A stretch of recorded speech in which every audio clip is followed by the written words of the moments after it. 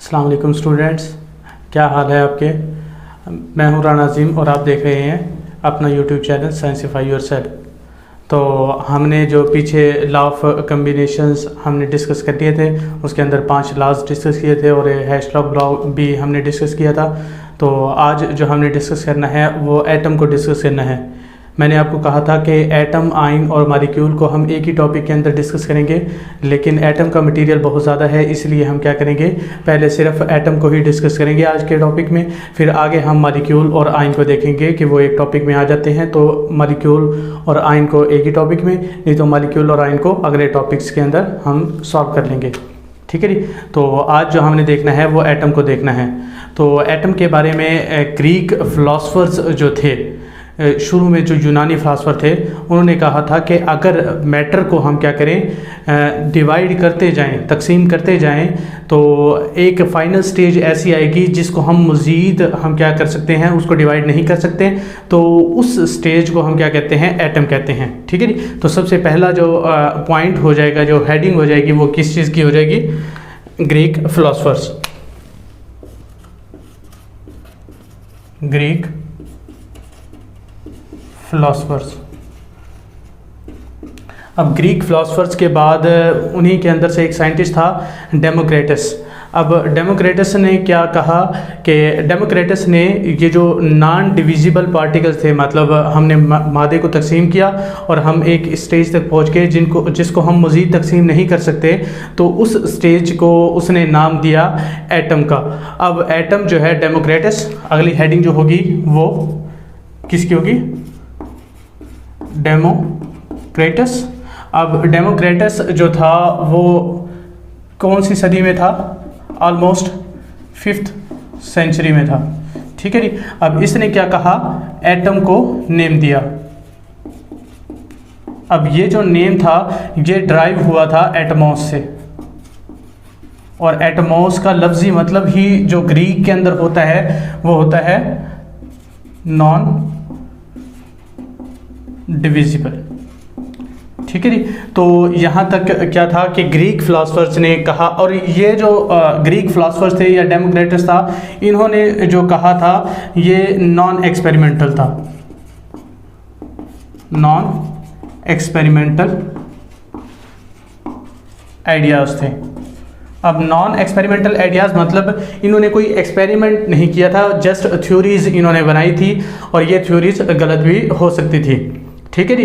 तो एक और साइंटिस्ट था 18th सेंचुरी के अंदर, स्टार्ट में 18th के, जॉन डाल्टन। अब जॉन डाल्टन जो था 1800s के अंदर जो है, इसने पेश की एटॉमिक थ्योरी।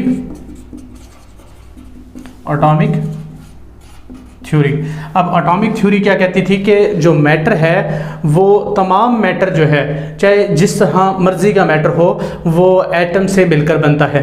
ठीक है जी। तो मतलब all matter are made up of atoms. ठीक है जी। तो ये एटॉमिक थ्योरी इसने पेश की थी, जॉन डाल्टन ने। ठीक है जी। फिर उसके बाद जो है हम आगे डिस्कस करें, तो यहाँ तक जो हम डिस्कस कर रहे हैं कि यहाँ पर एटम जो है नॉन डिविजिबल है, मतलब एटम को हम तकसीम नहीं कर सकते। मतलब 19th सेंचुरी जो है वो स्टार्ट हो चुकी है, और यहाँ तक हम क्या कह रहे हैं कि मैटर को डिवाइड, मतलब एटम को डिवाइड नहीं किया जा सकता। अब यहाँ पर आगे जो है वो 20th सेंचुरी स्टार्ट होनी है, और 19th सेंचुरी का एंड, 19th सेंचुरी एंड पर क्या हुआ कि एटम के अंदर से मज़ीद पार्ट्स को डिस्कवर किया गया। जैसे कि अब 1886 में गोल्डस्टेन उसने डिस्कवर किया प्रोटॉन्स को। 1897 में जे थॉमसन उसने डिस्कवर किया इलेक्ट्रॉन्स को। ये एटम के अंदर से बेसिक पार्ट्स आ रहे हैं इसके।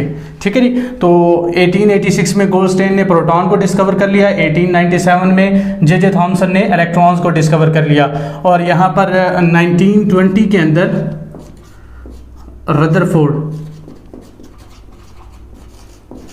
अब रदरफोर्ड ने क्या दिया, कॉन्सेप्ट दिया कि एटम के अंदर सिर्फ प्रोटॉन और इलेक्ट्रॉन ही नहीं होते, कोई और चीज़ भी मौजूद होती है। उसने कहा कि एटम का अगर हम मास देखें ना, तो फॉर एग्जांपल हम कार्बन की बात कर लेते हैं, तो कार्बन के अंदर 12 इलेक्ट्रॉन होंगे और 12 ही क्या होंगे, प्रोटॉन होंगे।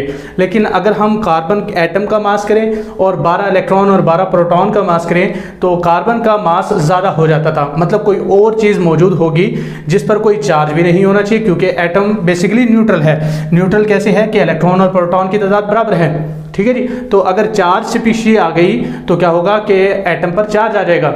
क्लियर हो रही बात। तो कोई ऐसी स्पीशीज होनी चाहिए जो कि न्यूट्रल भी होनी चाहिए और उसका मास होना चाहिए, ताकि उसके मास में इजाफा हो सके कार्बन के, ठीक है जी। तो रदरफोर्ड ने क्या कहा, कंसेप्ट दिया किस चीज़ के बारे में, कोई न्यूट्रल पार्टिकल्स के बारे में कॉन्सेप्ट दिया 1920 के अंदर। और यहाँ पर लास्ट में 1932 के अंदर एक साइंटिस्ट था चैडविक। अब चैडविक ने क्या किया, न्यूट्रॉन्स को डिस्कवर कर लिया, न्यूट्रॉन्स डिस्कवर कर लिए, ठीक है जी।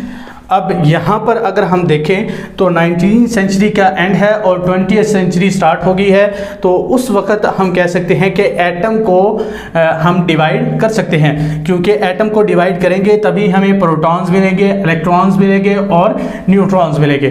क्लियर हो रही बात। और यहाँ तक ये जो 3 पार्टिकल्स हैं, कौन कौन से, इलेक्ट्रॉन, प्रोटॉन और न्यूट्रॉन्स, इनको हम कहते हैं फंडामेंटल पार्टिकल्स। Fundamental particles. अब इनको फंडामेंटल पार्टिकल्स क्यों कहते हैं, क्योंकि बेसिक जो ज़्यादातर मास जो बनाते हैं, जो ज़्यादा चार्ज के अंदर इन्वॉल्व होते हैं, यही 3 पार्टिकल्स जो है वो इन्वॉल्व होते हैं, ठीक है जी। और आगे हम इसको स्ट्रक्चर के अंदर भी देखेंगे कि ये किस तरह फंडामेंटल पार्टिकल हैं, ये किस तरह इंपॉर्टेंट पार्टिकल्स हैं, ठीक है जी। तो ये फंडामेंटल पार्टिकल्स हैं। देन उसके बाद वो कहता है कि बहुत से और मज़ीद जो सब एटॉमिक पार्टिकल हैं, मतलब एटम से छोटे पार्टिकल्स हैं, वो डिस्कवर हुए और मोर देन 100 टाइप्स ऑफ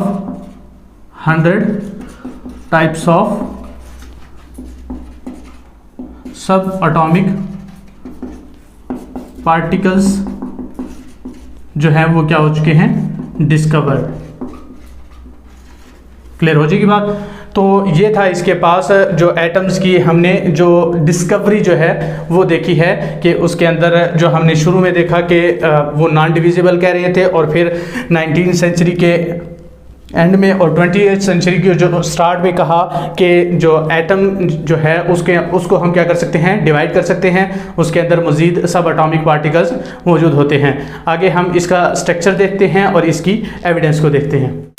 तो आगे हमने जो इसके एविडेंस को देखना है कि मतलब जो एटम एग्जिस्ट करता है वो हमें कैसे पता चला कि एटम एग्जिस्ट करता भी है या नहीं करता, ठीक है जी।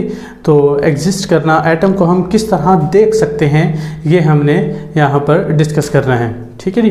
तो एटम को हम किस तरह देख सकते हैं, पहले हमारे पास विजिबल लाइट के ज़रिए हम जो आम जो लाइट माइक्रोस्कोप होती थी उसकी मदद से देखने की कोशिश करते थे। लेकिन लाइट माइक्रोस्कोप में एक उसका डिसएडवांटेज था कि लाइट माइक्रोस्कोप जो है वो लाइट इस्तेमाल करती थी। अब विजिबल लाइट जो होती है उसके अंदर आप मिनिमम जो है वो कितना ऑब्जेक्ट देख सकते हैं कि 500 नैनोमीटर तक, ठीक है जी। क्योंकि जो विजिबल लाइट होती है उसकी जो वेवलेंथ होती है वो 500 से लेस नहीं होती, 500 से 530 से स्टार्ट होती है और 730 तक 750 तक जाती है, ठीक है जी।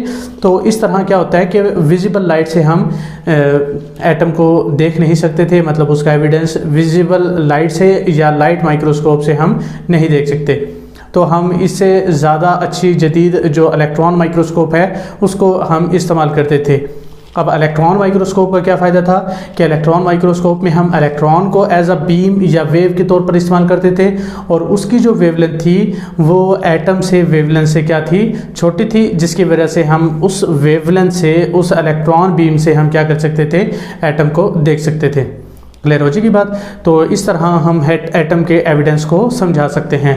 देन उसके बाद जो एटम के हमारे पास रेडियस और उसके मासेस के बारे में आ जाता है कि उसका मास कितना होता है और एटम का रेडियस कितना होता है। तो वो एक जनरल आपने याद करना है। एटम का जो मास होता है वो 1.67 मल्टीप्लाई बाय 10⁻⁻27 kg, और ये एक यूनिट का मास है। मतलब फॉर एग्जांपल हाइड्रोजन है तो उसका एक यूनिट है, ठीक है जी। अगर फॉर एग्जांपल कार्बन है तो इसको मल्टीप्लाई बाय 12 कर देंगे, क्योंकि हाइड्रोजन जो कार्बन होता है उसका क्या एटॉमिक मास होता है 12। तो एक यूनिट का ये है तो 12 यूनिट का कितना हो जाएगा ये, ठीक है जी। हम जो लिखते हैं 12 AMU यूनिट, ठीक है जी। तो एक यूनिट का ये है और 12 यूनिट का हम 12 से मल्टीप्लाई कर देंगे इसको। क्लियर हो जाएगी बात। तो आगे हम इसका देख लेते हैं रेडियस। तो रेडियस जो होता है, या हम डायमीटर भी कह देते हैं, मल्टीप्लाई बाय 2 हो जाएगा तो वो डायमीटर हो जाएगा रेडियस का। तो डायमीटर जो होता है वो कितना होता है 2 मल्टीप्लाई बाय 10⁻⁻10 मीटर, ठीक है। या हम कह सकते हैं 2 एंगस्ट्रॉम। तो ये हमारे पास इसका मास होता है और डायमीटर होता है। उसके बाद इसकी अगर हम अकरेंस की बात करें, अकरेंस, अब अकरेंस में मतलब ये किस स्टेट के अंदर पाया जाता है, तो ये हमारे पास दोनों स्टेट के अंदर पाया जाता है। इंडिपेंडेंट भी मतलब आज़ाद भी पाया जा सकता है, और ये जो है मतलब कंबाइंड फॉर्म में भी पाया जा सकता है। क्लियर हो जाएगी बात। मतलब ये इंडिपेंडेंट भी पाया जा सकता है और कंबाइंड फॉर्म में भी पाया जा सकता है। और ये डिपेंड करता है एटम जो होता है उसके इलेक्ट्रॉन्स पर, कि उसका जो वैलेंस शेल है कंप्लीट है या नहीं है। अगर उसका वैलेंस शेल कंप्लीट होगा, ठीक है जी, तो वो किसी से रिएक्ट नहीं करेगा, मतलब वो इंडिपेंडेंटली मतलब आज़ादाना रह सकता है, ठीक है जी। अगर उसका ऑक्टेट कंप्लीट नहीं होगा या डुप्लेट कंप्लीट नहीं होगा, डुप्लेट तो 3 के ही रूल में होता है, मतलब हाइड्रोजन, हीलियम और लिथियम के रूल में ही होता है, ठीक है जी। अगर उसका नहीं है तो फिर वो क्या होगा कि इंडिपेंडेंट नहीं होगा, बल्कि दूसरों के साथ मिलकर अपने जो ऑक्टेट है या डुप्लेट है उसको कंप्लीट करने की कोशिश करेगा, ठीक है। तो इस केस में क्या होगा कि वो कंबाइंड फॉर्म में होगा, और अगर ऑक्टेट कंप्लीट होगा तो वो इंडिपेंडेंट हो सकता है, ठीक है जी। ये ऑक्टेट क्या होता है ये हम इसके एटम के जो स्ट्रक्चर है ना उसके अंदर देखेंगे कि इलेक्ट्रॉन्स कहाँ होते हैं और ये सारी चीज़ें, ठीक है जी। तो यहाँ तक क्या था कि हमारे पास एटम की जो अकरेंस है वो क्या है कि इंडिपेंडेंट भी हो सकती है और कंबाइंड फॉर्म में भी हो सकती है। यहाँ तक हमारे पास जो एटम की डेफिनेशन है वो भी हम कर सकते हैं।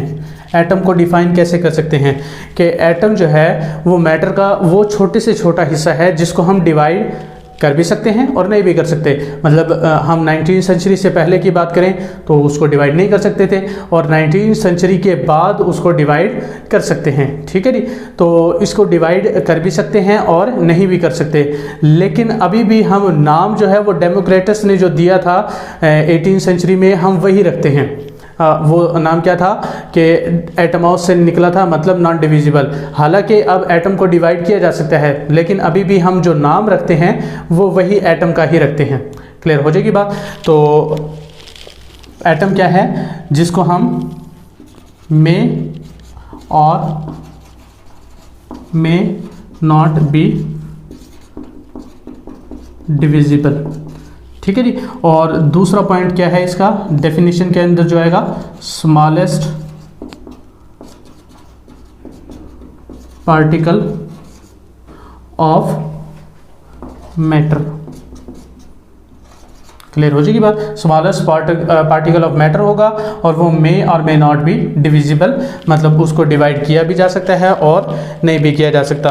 तो यहाँ तक क्या था, हमने क्या क्या चीज़ें डिस्कस की है, एविडेंस, और इसके हमने मासेस और रेडियस के बारे में देखा है, और फिर अकरेंस के बारे में देखा है कि इंडिपेंडेंट होता है या कंबाइंड फॉर्म के अंदर होता है, और फिर उसको हमने क्या किया है, डिफाइन किया है। क्लियर हो जाएगी बात। तो आगे हम देख लेते हैं इसका थोड़ा सा स्ट्रक्चर को हम डिस्कस कर लेते हैं कि एटम जो होता है उसके बेसिक 2 पार्ट्स होते हैं,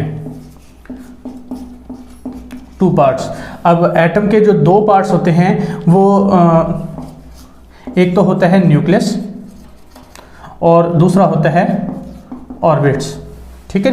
अब न्यूक्लियस जो होता है उसके अंदर दो फंडामेंटल पार्टिकल्स होते हैं, बेसिकली तीन फंडामेंटल पार्टिकल्स हैं, न्यूट्रॉन, प्रोटॉन और इलेक्ट्रॉन्स, तीन फंडामेंटल पार्टिकल्स हैं। और न्यूक्लियस के अंदर दो फंडामेंटल पार्टिकल्स होते हैं, न्यूट्रॉन्स भी मौजूद होते हैं और साथ में प्रोटॉन्स भी मौजूद होते हैं। और प्रोटॉन पर कौन सा चार्ज होता है? पॉजिटिव, ठीक है जी। और ऑर्बिट्स के अंदर एक बच गया है कौन सा? इलेक्ट्रॉन्स जो है वो ऑर्बिट के अंदर मौजूद होते हैं, ठीक है जी। तो न्यूक्लियस जो है वो सेंटर में होता है और इस पर पॉजिटिव चार्ज होगा क्योंकि प्रोटॉन है, और न्यूट्रॉन पर कोई चार्ज नहीं होता, इसलिए प्रोटॉन का जो चार्ज होगा वो न्यूक्लियस पर होगा, पॉजिटिव चार्ज होगा। और जो ऑर्बिट्स होते हैं वो मदार होते हैं, और यहाँ पर क्या होते हैं? इलेक्ट्रॉन्स जो है रिवॉल्व कर रहे होते हैं, गर्दिश कर रहे होते हैं, और इन पर कौन सा चार्ज होता है? Negative charge. क्लियर हो जाएगी बात। तो ये एटम का थोड़ा सा स्ट्रक्चर था जो मैंने आपको बता दिया। और यहाँ पर ही होता है कि एटम के जो न्यूक्लियस है उसके बाद जो ऑर्बिट्स शुरू होते हैं वहाँ पर कितने इलेक्ट्रॉन्स आ सकते हैं, ये आप एक फार्मूले से मालूम कर सकते हैं, 2n की 2, ठीक है जी। तो यहाँ तक हम क्या कर सकते हैं? इलेक्ट्रॉन्स को मालूम कर सकते हैं। फॉर एग्जांपल हमारे पास ऑर्बिट 1 है, तो हम 1 पुट करेंगे तो क्या हो जाएगा? 2 मल्टीप्लाई बाय 1, तो कितना आ जाएगा? 2 इलेक्ट्रॉन पहले वाले ऑर्बिट के अंदर आएंगे। आगे वाले में कितने आएंगे? 2 × 2 पावर 2, ठीक है जी। 2 मल्टीप्लाई बाय 4 और कितने आ जाएंगे? 8 इलेक्ट्रॉन। अगले वाले में 18 आ जाएंगे और उससे अगले वाले में 32, और इस तरह ये आगे बढ़ते जाएंगे इलेक्ट्रॉन्स, और इस तरह फिलअप होते जाएंगे। क्लियर हो जाएगी बात। तो आगे जो हमने डिस्कस करना है वो अगले टॉपिक के अंदर हमने मॉलिक्यूल को डिस्कस करना है। तब तक के लिए अल्लाह हाफिज़।